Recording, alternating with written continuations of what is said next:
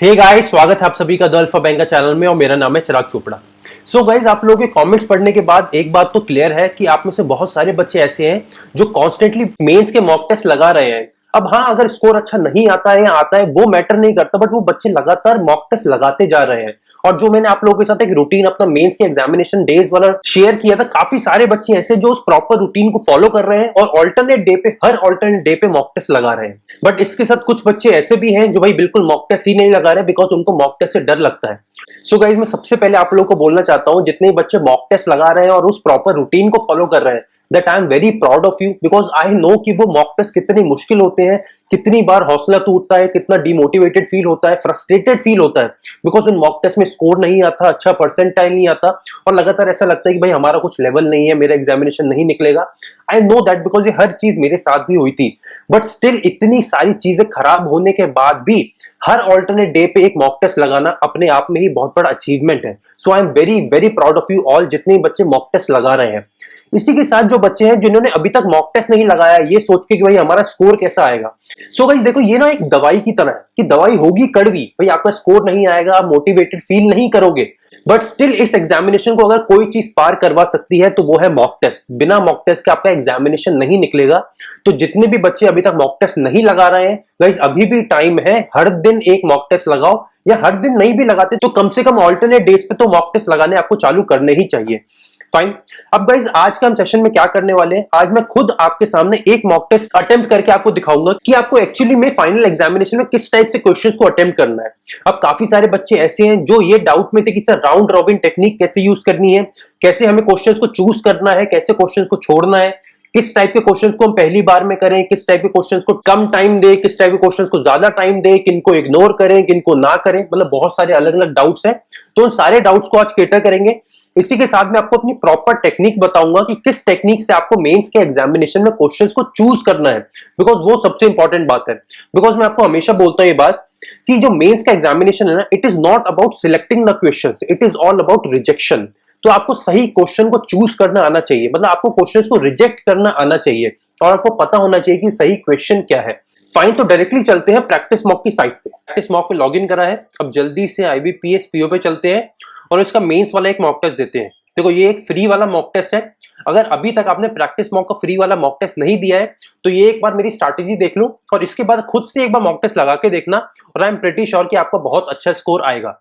ठीक है, फ्री वाला मॉक टेस्ट है, टेक टेस्ट कर लेते हैं, आगे चलते हैं। ठीक है, अब क्या करना है, नेक्स्ट।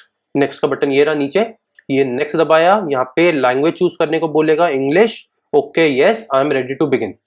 फाइन, सबसे पहले हमारा खुला है रीजनिंग का सेक्शन। ठीक है, अब देखो गाइस, मैं आपको सबसे पहले ये समझाऊंगा कि मैं किस तरीके से क्वेश्चंस को चूज करता हूं और किस तरीके से क्वेश्चंस को रिजेक्ट करता हूं, और उसके बाद में जब चूज करने वाले क्वेश्चन है उसको किस सीक्वेंस में अटेम्प्ट करता हूं।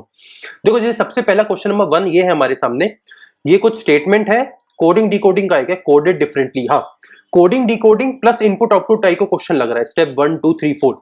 देखो, मैं इस क्वेश्चन को देखा, मैंने ये स्टेटमेंट है, अब मैंने देखा ये स्टेप 1 क्या कर रहा है। स्टेप 1 में एडजस्ट कितने वर्ड्स का है, 1 2 3 4 5 6, और ये कितना है 1 2 3 4 5 6।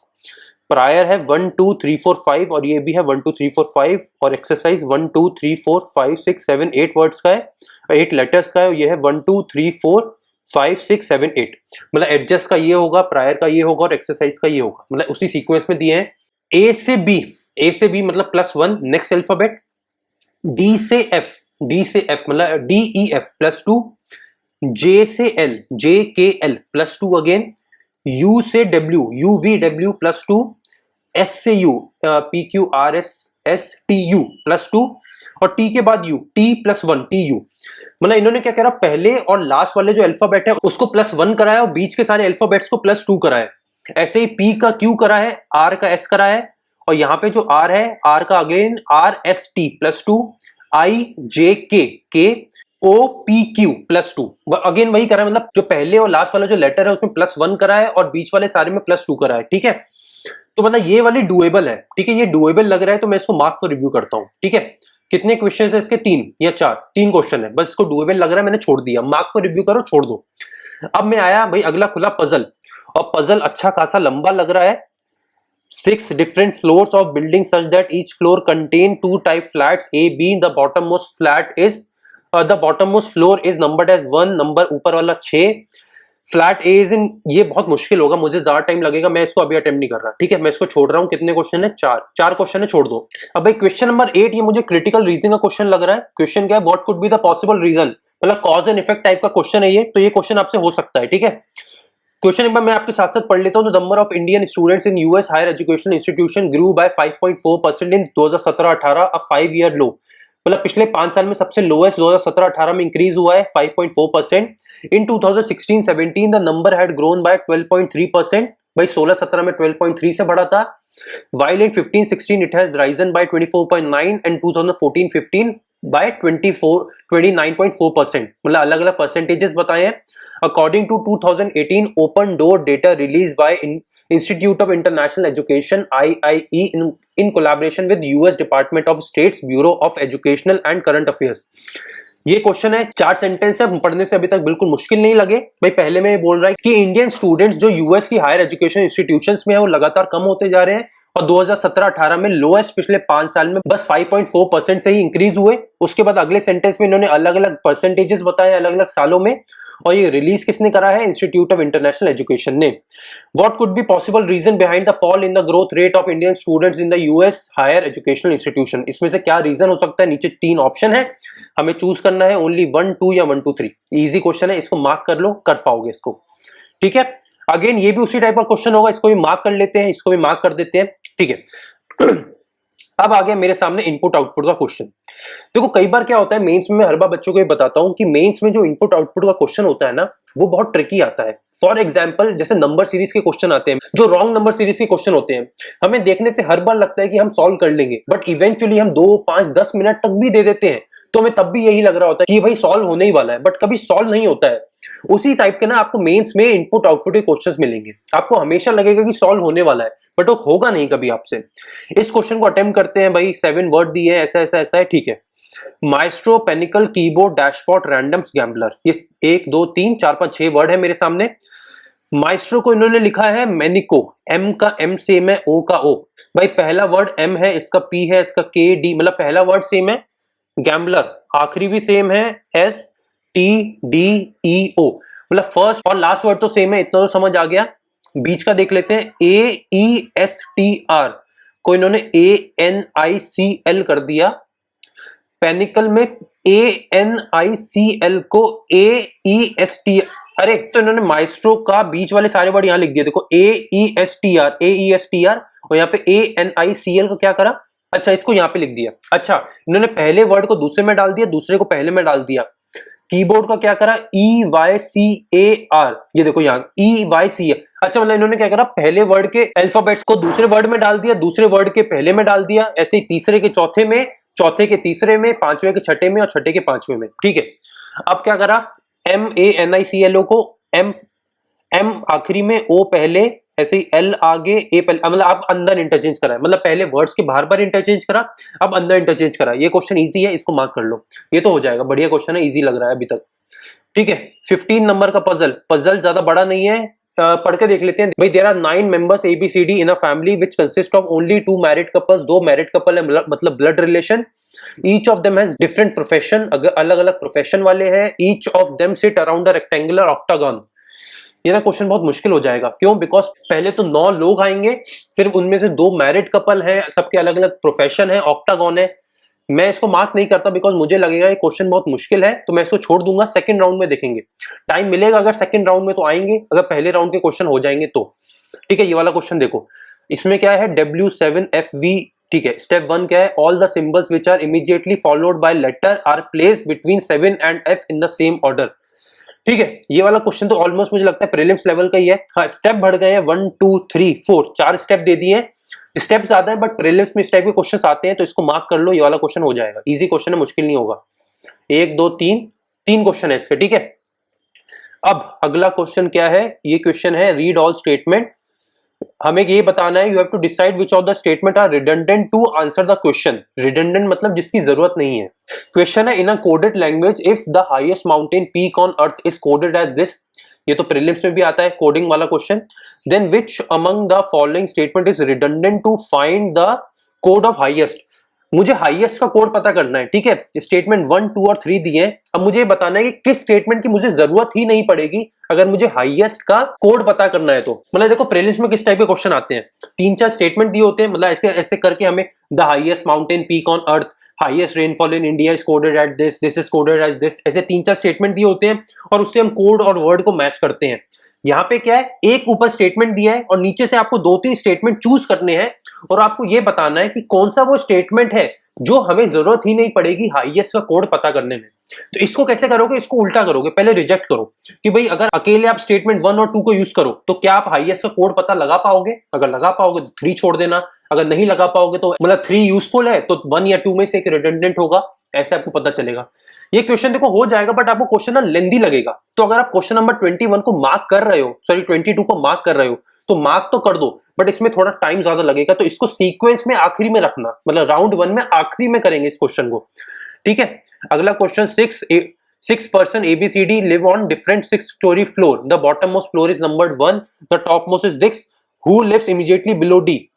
ये क्वेश्चन पता है कैसा, मैं आपको बताऊं। ये आपको दिए तो स्टेटमेंट है बट ये ना आपको पूरा पजल बनवाएंगे आपसे, मतलब इतने छोटे छोटे चीजें हैं बट पूरा पेज भर के आपको काम करना पड़ेगा, पूरा पजल सॉल्व करना पड़ेगा।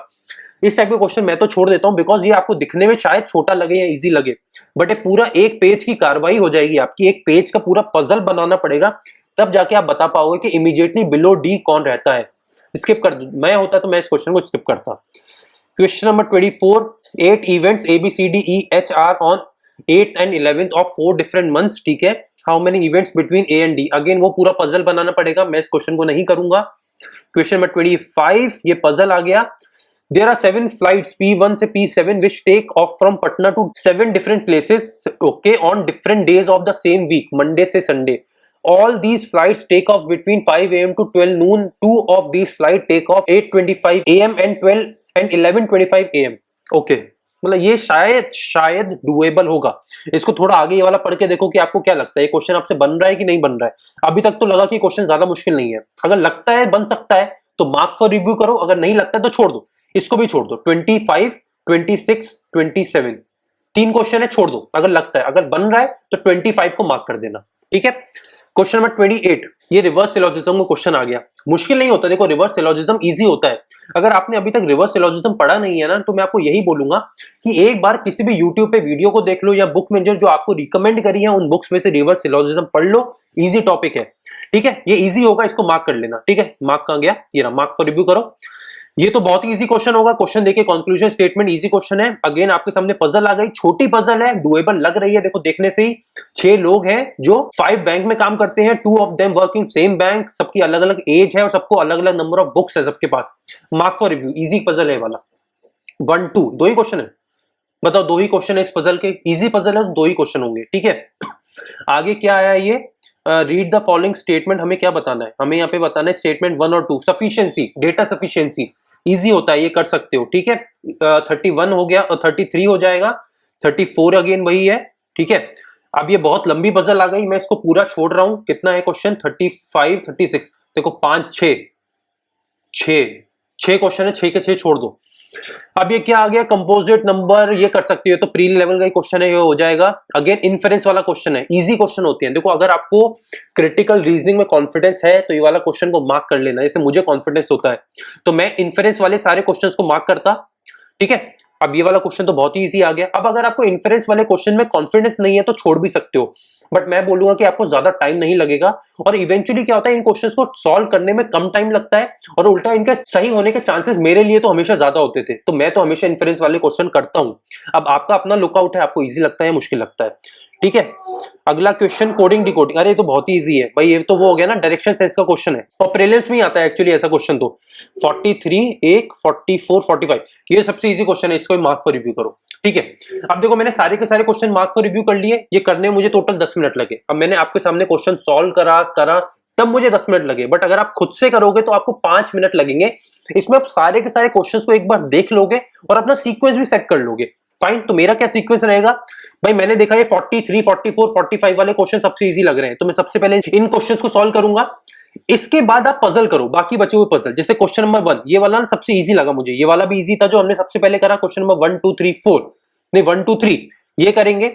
इसके बाद ये वाले क्वेश्चन अभी छोड़ दो, वर्ड प्रॉब्लम अभी छोड़ दो, इसमें टाइम ज्यादा लगता है। इनपुट आउटपुट ये हमें इजी लगा था, ये मैं करूंगा। क्वेश्चन नंबर 19 ये इजी था, ये तो बहुत इजी है, ये वाला क्वेश्चन करेंगे। वर्ड प्रॉब्लम अगेन मैं छोड़ूंगा। 28 अभी देखो वर्ड प्रॉब्लम छोड़ दो सारे। 30 ये वाला पजल कर सकते हो, ये इजी पजल है, छोटा सा है, इसको अटेम्प्ट करो। देखो मतलब यहाँ पे मेरा रीजनिंग में क्या सीक्वेंस रहेगा, पहले मैं सबसे इजी क्वेश्चन करूंगा, उसके बाद मैं पजल करूंगा, और सबसे आखिरी में मैं वर्ड प्रॉब्लम करूंगा। मतलब इन्फ्रेंस वाले क्वेश्चन हो गए, डेटा सफिशिएंसी हो गया, रिवर्स सिलोजिज्म, रिवर्स, मतलब जितनी भी ऐसी चीजें ना वर्ड प्रॉब्लम वाली, वो सबसे आखिरी में करेंगे। सबसे पहले miscellaneous easy question, then puzzle जो आपको इजी लगता है, उसके बाद वर्ड प्रॉब्लम। ठीक है, ये आपका रीजनिंग में होना चाहिए सीक्वेंस। और वर्ड प्रॉब्लम आखिरी में इसलिए कर रहे हैं बिकॉज इनको 1 मिनट या 1.5 मिनट में एक क्वेश्चन बन जाएगा, और अगर आखिरी में 1-2 मिनट भी बचे होंगे तो भी इसमें आप 1-2 क्वेश्चन कर पाओगे। फाइन, रीजनिंग सेक्शन हो गया, इसको सबमिट करते हैं, नेक्स्ट सेक्शन में चलते हैं। नेक्स्ट है मेरा जनरल अवेयरनेस। देखो जनरल अवेयरनेस में कोई भी पर्टिकुलर सीक्वेंस नहीं होता, बिकॉज जनरल अवेयरनेस में क्या है, अगर आता होगा तो कर लोगे, नहीं आता होगा तो नहीं करोगे। एक्चुअली ये वो सेक्शन होता है जहां पे बच्चे फ्रेश होने चले जाते हैं, मुंह हाथ धोने चले जाते हैं, पानी पीने चले जाते हैं, तो आपको भी टाइम मिलेगा, बिकॉज सारे इन्विजिलेटर बोलते हैं कि ये जीके का सेक्शन है। बिकॉज देखो हमारे पास 35 मिनट्स होते हैं, बट करने में आपको आई थिंक 15-20 मिनट लगेंगे, तो 10-15 मिनट तो सब हर बच्चे के पास बचते हैं। मैक्सिमम बच्चे आराम कर लेते हैं, हेड डाउन करके रेस्ट करते हैं, कुछ फ्रेश होने चले जाते हैं, घूमने चले जाते हैं, मतलब जैसा आपको अच्छा लगे वैसा आप कर सकते हो। देखो पहला क्वेश्चन क्या है, मुंह बंद रखो। भाई ये करंट अफेयर्स का क्वेश्चन है, बिल्कुल करेंगे। अच्छा सबमिट नहीं करना, नेक्स्ट करना है, बिल्कुल करंट अफेयर्स। अगला के एसएसजीस के लिए कुछ नया आया है, किसने निकाला है, अब current affairs, again current affairs.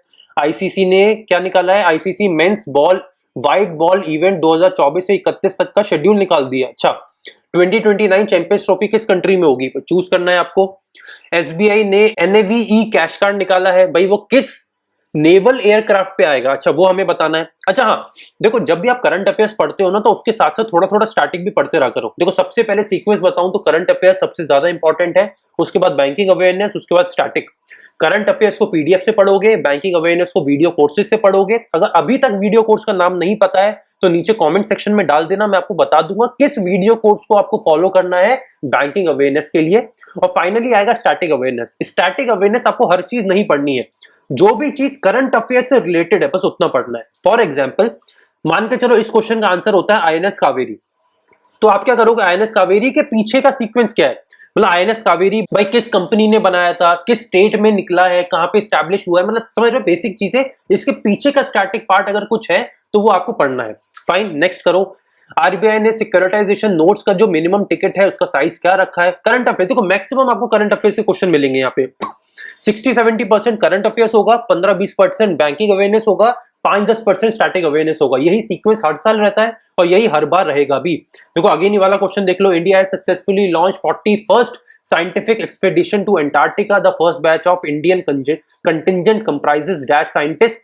अब ये देखो ये थोड़ा ज्यादा डीप चले जाते हैं ये वाले क्वेश्चन, पढ़ा है तो ठीक है, नहीं तो देखो कभी भी ना मॉक टेस्ट से आपको अपने अंदर डिमोटिवेशन नहीं लाना है। अगर आपसे कम क्वेश्चन बने हैं तो उल्टा आपको खुश होना चाहिए कि भाई देखो अब मुझे ज्यादा स्कोप है सीखने का, और स्पेशली जीके में। भाई मैं क्या करता था जीके के सेक्शन में, फॉर एग्जांपल भाई ये वाला क्वेश्चन मैंने नहीं पढ़ा कभी, ठीक है, और मुझे इसका आंसर भी नहीं आता, तो मैं इसको अटेम्प्ट नहीं करूंगा, मैं छोड़ दूंगा। ठीक है, ऐसे मान के चलो ये वाला क्वेश्चन मुझे आता है, ये तो शायद 5 किलो है इसका आंसर, तो गरीब, हाँ ये 5 किलो ये आंसर। अब देखो एक्चुअली क्या, मुझे ना इसका आंसर पता नहीं था, बट वो किलो में मुझे कुछ ऐसा ही याद है कि 5 किलो ही कुछ है। और ऐसा आपके साथ भी होगा कि आपने भी कभी ना कभी वो मंथली कैप्सूल पढ़े होंगे, तो आपको नाम याद आ जाएगा, अच्छा यार ये नाम तो पढ़ा है, यार ये किलो में तो पढ़ा है, पर अब ये इस क्वेश्चन का आंसर है कि नहीं। जैसे मुझे भी ऐसे कुछ याद है 5 किलो, बट ये याद नहीं है कि इसी स्कीम का है कि नहीं। देखो जेंग बी 4B सैटेलाइट किस कंट्री ने निकाली है, अब ये जापान चाइना में से कोई एक होने वाला है।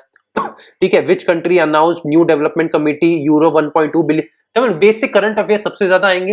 अब अगर मॉक टेस्ट में कुछ नया करंट अफेयर्स मिलता है तो मैं क्या करता था, उसका स्क्रीनशॉट ले लेता था। अगर फोन पे दे रहे हो तो फोन पे स्क्रीनशॉट ले लो, लैपटॉप पे दे रहे हो तो लैपटॉप पे ले लो, और इसको एक अलग से एक जीके का फोल्डर बनाओ और जीके के फोल्डर में सेव करते रहो। फिर जितने भी मॉक टेस्ट दे रहे हो हर संडे के संडे सारे के सारे जीके को भी रिवाइज करो। मैं यही करता था। इससे क्या होता था, एक तो मेरा जो मंथली कैप्सूल से मैं पढ़ता हूं, मैं क्या 2 सोर्सेज फॉलो करता था, तो वो 2 सोर्सेज से मंथली कैप्सूल में मेरा जितना करंट अफेयर कवर हुआ वो, प्लस जो मेरा मॉक टेस्ट में नया नया करंट अफेयर मिलता था मुझे, तो ये मेरे पास 3 सोर्स हो जाते थे फिर करंट अफेयर्स के, तो तीनों सोर्स से मेरी अच्छी प्रिपरेशन होती थी। फाइन, तो इस तरीके से आप जीके के अटेम्प्ट करोगे क्वेश्चन। कोई पर्टिकुलर सीक्वेंस नहीं है, कोई पर्टिकुलर हमारी प्रेफरेंस नहीं है, जैसे जैसे क्वेश्चन मिलते जाएंगे वैसे वैसे आप क्वेश्चंस को अटेम्प्ट करोगे। ठीक है, अगेन बोल रहा हूं, डरना नहीं है, मॉक टेस्ट से ज्यादा देना है। अगर स्कोर कम आ रहा है तब भी मॉक टेस्ट लगाने ही है। जीके में जो नए क्वेश्चंस मिलते हैं, नए करंट अफेयर्स मिलते हैं, उनका स्क्रीनशॉट लो और उसके बाद उसको बार बार रिवाइज करो और याद करने की कोशिश भी करो। फाइन, ये हमारा जीके का सेक्शन हो गया। जीके में कुछ बताने को था नहीं, एक्चुअली आपको ऑलरेडी सब कुछ पता है। फाइन, नेक्स्ट हमारा सेक्शन खुला है, हमारा इंग्लिश का सेक्शन। अब देखो, इंग्लिश में आपको सबसे ज्यादा भर भर के आपको रीडिंग कॉम्प्रिहेंशन मिलने वाले हैं। इसमें क्या होगा, दो टाइप के रीडिंग कॉम्प्रिहेंशन होंगे। पहले जो बहुत लेंदी होंगे, एक्चुअली तीन टाइप के होंगे। पहले जो बहुत लेंदी होंगे, दूसरे जो छोटे होंगे, और तीसरे जो शायद छोटे हो बट उनकी ना लैंग्वेज बहुत मुश्किल होगी। तो आपको दिखेंगे कि छोटे हैं, बट पढ़ने जाओगे तो आपको आपकी सिट्टी फिट्टी गुल हो जाएगी, बिकॉज आपको कुछ समझ नहीं आने वाला। ठीक है, तो इसमें हम क्या सीक्वेंस रखेंगे, सबसे पहले हम इजी वाले करेंगे, फिर लेंदी वाले करेंगे, और जो मुश्किल लैंग्वेज है वो आप बिल्कुल छोड़ देना, बिकॉज आप कितनी भी कोशिश कर लो आपसे वो वाले आरसी नहीं बनने वाले। फाइन, तो सबसे पहले सबसे इजी वाला उठाएंगे, लेंदी वाला बाद में। अब देखो, ये दिखने से ही लग रहा है बहुत लेंदी है, इसको छोड़ दो। कितने क्वेश्चन है इसमें, 4 5 6 7 6 क्वेश्चन है। 6 क्वेश्चन है, पहले रीडिंग कॉम्प्रिहेंशन में छोड़ दो, मुश्किल लग रहा है, मतलब लंबा है, मुश्किल नहीं है, लंबा है। ये वाला रीडिंग कॉम्प्रिहेंशन नया आया है, इसको पढ़ते हैं। Question 92, in the course of the struggle against apartheid south Africans did something remarkable, they tried with incomplete success to destroy the settler and the native by reconfiguring both as survivors. They did so by adopting a response to extreme violence that defied the logic of Nuremberg, the logic of separating perpetrators from victims, punishing the perpetrators, and creating separate spheres in which the two could live without harming each other in an ongoing cycle of violence. ठीक है, ये तो मतलब actually मुझे बिल्कुल same लग रही है एडिटोरियल वाली लैंग्वेज, तो मुश्किल नहीं है। और अगर एडिटोरियल पढ़े ही होंगे आपने, ऑब्वियसली नहीं पढ़े हैं तो पढ़ने चाहिए, अगर पढ़े हैं तो बहुत अच्छा है, तो फिर आप इजी लगेगा। ये वाला इजी है, इसको मार्क कर लेंगे। ठीक है, कितने क्वेश्चन है इसमें, 1 2 3 4 5, 4 ही क्वेश्चन है। देखो इजी है तो 4 ही होंगे। ठीक है, अगला आरसी, ये भी छोटा लग रहा है, इसको भी पढ़ के देखते हैं। In pre industrial societies cooperation represented naked necessity for survival, yet the realization that a healthy whole is larger than its part never stopped informing cultures. It embodies the pillars of Christianity as much as the Islamic Golden Age, the Enlightenment, or the New Deal. In the midst of a global depression, the US President Franklin Roosevelt evoked an industrial covenant. ठीक है, ये देखने से समझ आ गया, बहुत मुश्किल है, इसको मार्क करना है तो कर लो, बिकॉज पर मैं तो नहीं करता, बिकॉज अब दिखने से समझ आ गया। कोवेनेंट और क्या क्या नए नए वर्ड दिए इन्होंने, ऊपर भी कुछ दिए थे ना, ये भी दिया था, कहां पे कोई एक वर्ड था यहाँ पे, एम्बॉडी, मतलब मुश्किल लग रहा है, मैं नहीं पढ़ूंगा इसको, मैं छोड़ता हूँ इसको। ठीक है, और 3 ही क्वेश्चन है, अच्छा छोड़ दो, 3 क्वेश्चन है, छोड़ दो।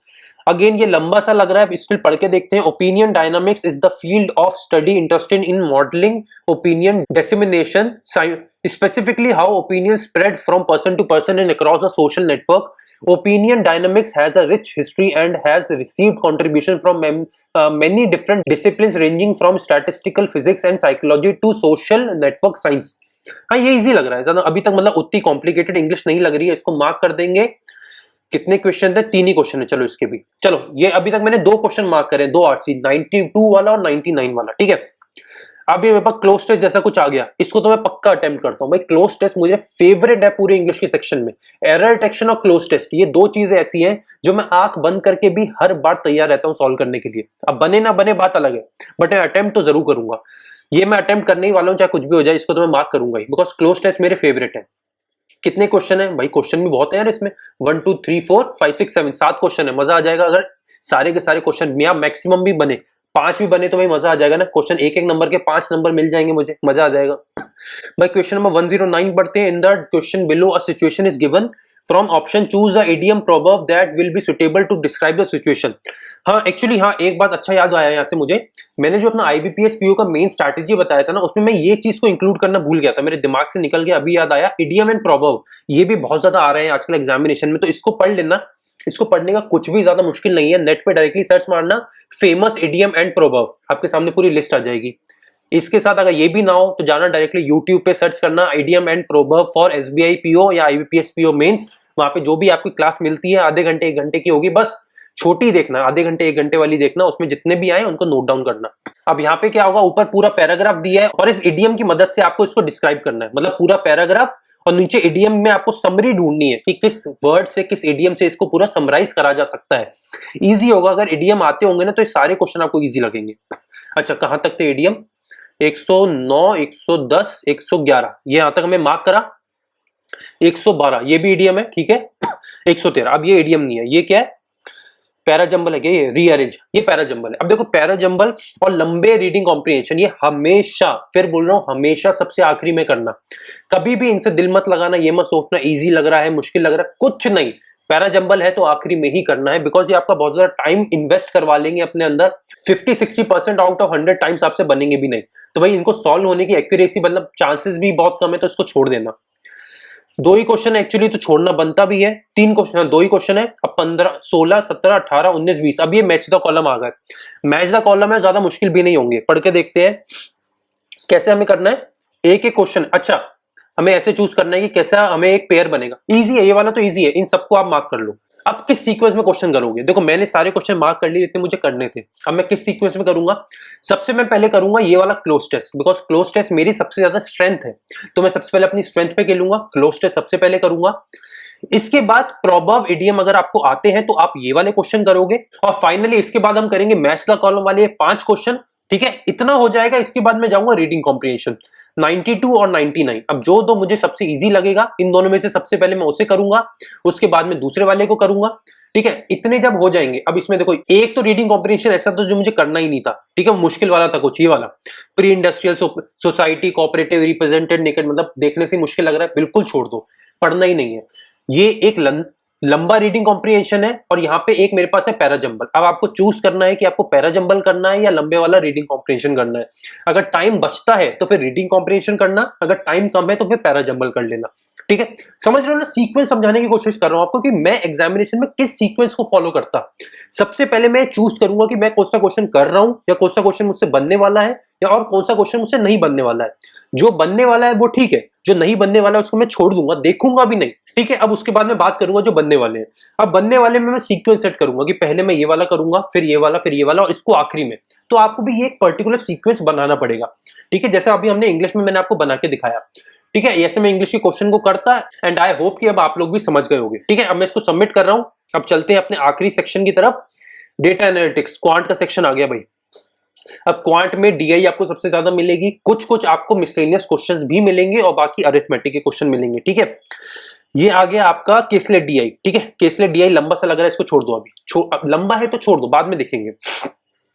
ये आ गया आपके सामने, देखो the given data is about, ये अकेले बार ग्राफ है, इजी लग रहा है तो बार ग्राफ है अकेले। Each movie was given one of the 2 certificate you और यूए।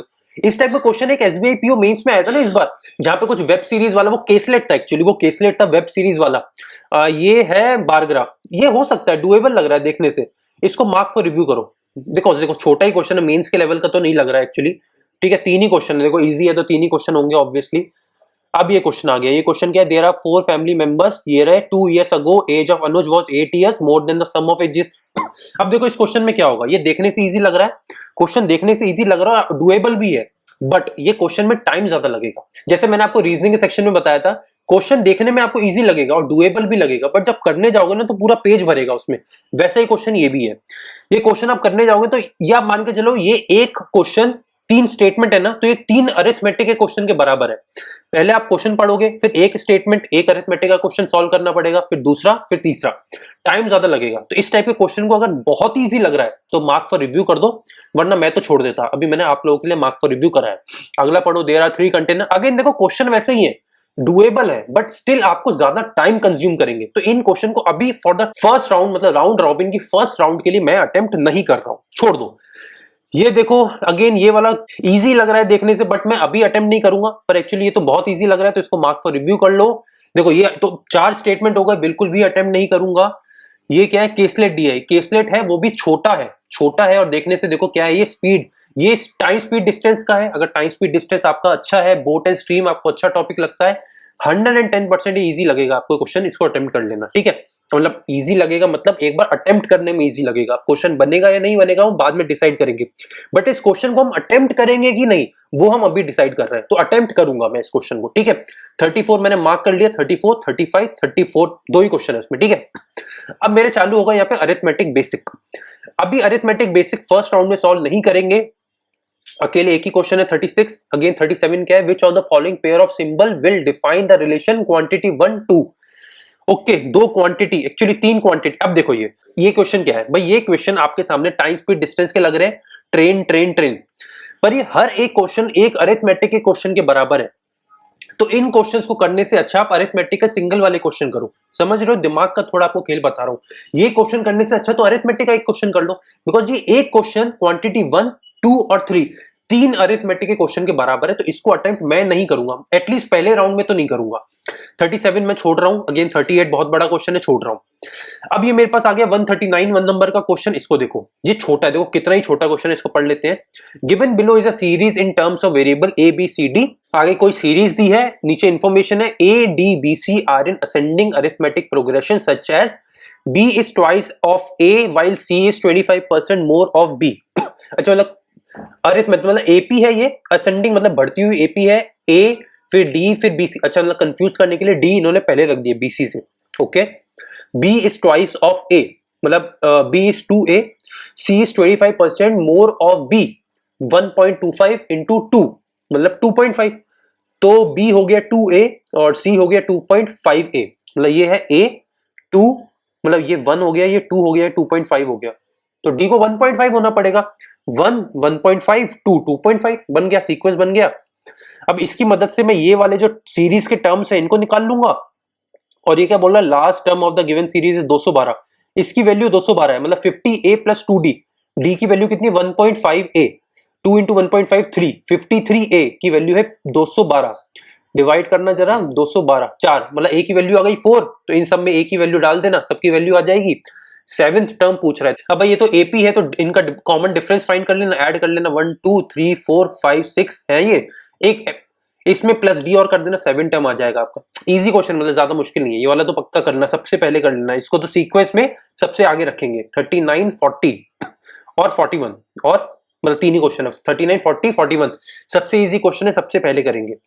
अगेन वो मैं बोल रहा हूं आपको, जो हमने अभी बात करी, वो क्वांटिटी वाले क्वेश्चन करने से अच्छा अरिथमेटिक के क्वेश्चन कर लो। ये क्वेश्चन किस पे है, ये क्वेश्चन है प्रोबेबिलिटी, है ना, प्रोबेबिलिटी सबसे बढ़िया क्वेश्चन है, देखना और इजी लगेगा आपको। प्रोबेबिलिटी वाले क्वेश्चन सबसे इजी होते हैं एग्जामिनेशन में। अब देखो ये वाला क्वेश्चन है, अच्छा ये वाला क्वेश्चन तो मैंने आपको दिया था, याद है, एक पीडीएफ मैंने आप लोगों के साथ शेयर करा था द अल्फा बैंकर चैनल पे, टेलीग्राम पे, एक्चुअली बिल्कुल यही वाला था वो। अगर वो पीडीएफ अभी तक सॉल्व नहीं करा है ना, तो एक बार टेलीग्राम चैनल पर जाना और वो वाला पीडीएफ डाउनलोड कर लेना, बिल्कुल यही है, बिल्कुल एग्जैक्टली है, बस उसमें हाइट्स थे, मतलब 4-5 लड़कियां थी, उनके अलग अलग हाइट थे, पर देखने में बिल्कुल ऐसा ही था। ये क्या है, द गिवन स्कैटरग्राफ, स्कैटरग्राफ बोलते हैं इसको, अच्छा मुझे नाम नहीं पता था actually. shows the number of books in two different type of libraries, number of books हैं अलग अलग टाइप ऑफ लाइब्रेरीज में, number of books in public libraries, ठीक है। The given graph shows the percentage increase decrease. अब ये देखने से समझ आ गया क्वेश्चन बहुत मुश्किल है, इसको मैं मार्क इसलिए कर रहा हूं बिकॉज मैं सबसे पहले एटलीस्ट क्वांटिटी वाले क्वेश्चन से पहले तो मैं इस डीआई को सॉल्व करना चाहूंगा, बिकॉज क्वांटिटी वाले क्वेश्चंस बहुत लेंदी होते हैं और मैं उसमें ज्यादा टाइम वेस्ट नहीं करूंगा, ठीक है।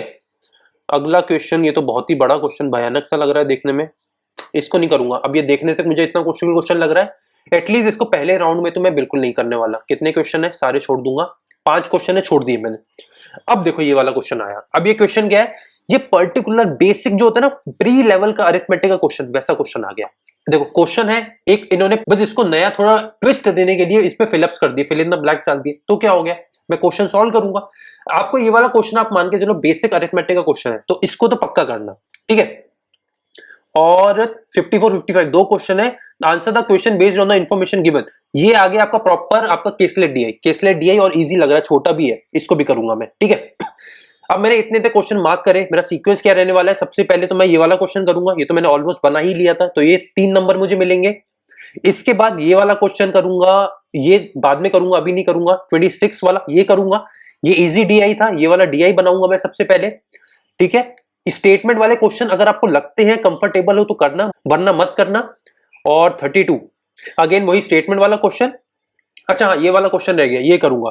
तो सबसे पहले मैं करता ये वाला क्वेश्चन, इसके बाद मैं करता ये वाला क्वेश्चन, इसके बाद मैं करता ये 34 ये वाला क्वेश्चन, ये वाला तो हो गया।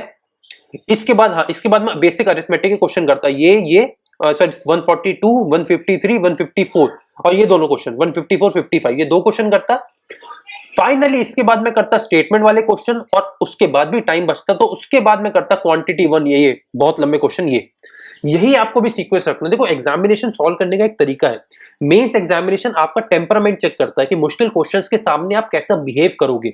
अगर लॉजिकली और बिल्कुल दिमाग से चल सकते हो उस एग्जामिनेशन में, तो आपको इजी क्वेश्चंस मिलेंगे। और इस बार एसबीआई पीओ का आपने मेंस का एग्जामिनेशन देख ही लिया होगा, या बच्चों से उनके रिव्यूज पूछे ही होंगे। एग्जामिनेशन मुश्किल नहीं आया, बट वो एग्जामिनर इस तरीके से क्वेश्चन को सेट करता है ना कि पहले आपको हमेशा मुश्किल क्वेश्चन दिखेंगे, तो आपको वैसे ही चलना, भाई डरना नहीं है। मेंस का एग्जामिनेशन है तो क्या हो गया भाई, अगर आपसे कोई क्वेश्चन नहीं बन रहा है तो अगर आपकी प्रिपरेशन अच्छी है तो आपको ये पता होना चाहिए कि बाकी बच्चों को भी उसमें या तो बहुत प्रॉब्लम आ रही होगी या वो किसी भी बच्चे से नहीं बनने वाला। तो हमेशा उस कॉन्फिडेंस जोन में रहना है, बिकॉज कॉन्फिडेंस लूज करोगे ना तो एग्जामिनेशन आपके ऊपर हावी हो जाएगा, और जैसे ही एग्जामिनेशन आपके ऊपर हावी हुआ, आप ये मान के चलो आप ये एग्जामिनेशन नहीं निकाल पाओगे। गाइस मेंस का एग्जामिनेशन मुश्किल नहीं होता। हर एग्जामिनेशन के हर सेक्शन में आपको इजी क्वेश्चन मिलेंगे, आपको स्पॉट करना है। और उनको स्पॉट कैसे करना है मैंने आपको उसको प्रॉपर आपको तरीका बताया है। राउंड रॉबिन टेक्निक है, मतलब समझ रहे हो ना, आपको हर चीज राउंड्स में करनी है। राउंड 1, राउंड 2, राउंड 3, बट सबसे पहले राउंड में सबसे इजी क्वेश्चन, दूसरे राउंड में थोड़े मुश्किल क्वेश्चन, और तीसरे आखिरी राउंड के लिए वो क्वेश्चन छोड़ने हैं जो बिल्कुल या तो हो ही नहीं सकते या बहुत मुश्किल है। Fine. And guys I am also sure कि आप लोगों को आज का सेशन में कुछ ना कुछ नॉलेज तो जरूर मिला होगा। अब अगर आपको आज का सेशन पसंद आया then do like and share the session. Guys जितना ज्यादा आप लोग शेयर करेंगे उतना ज्यादा हर डिजर्विंग कैंडिडेट तक ये सेशन पहुंच पाएगा, और उसी के साथ द अल्फा बैंकर की रीच बढ़ेगी। और आपको और मेरा बस एक ही लक्ष्य है, आपका एग्जामिनेशन पार करना, और मेरा हर उस बच्चे की मदद करना जिसको भी द अल्फा बैंकर की जरूरत है और जिसके पास राइट गाइडेंस की कमी है। फाइन, तो ज्यादा से ज्यादा लोगों के साथ शेयर करना। अगर आप चैनल पर नए हैं तो चैनल को सब्सक्राइब भी कर सकते हैं। इसी के साथ बने रहिए द अल्फा बैंकर चैनल के साथ, बिकॉज हम आगे आने वाले टाइम पे और ज्यादा इंपॉर्टेंट कंटेंट लाने वाले हैं। Fine guys, see you in the next session. Signing off, my name is Chirag Chopra. Take care and keep prepare.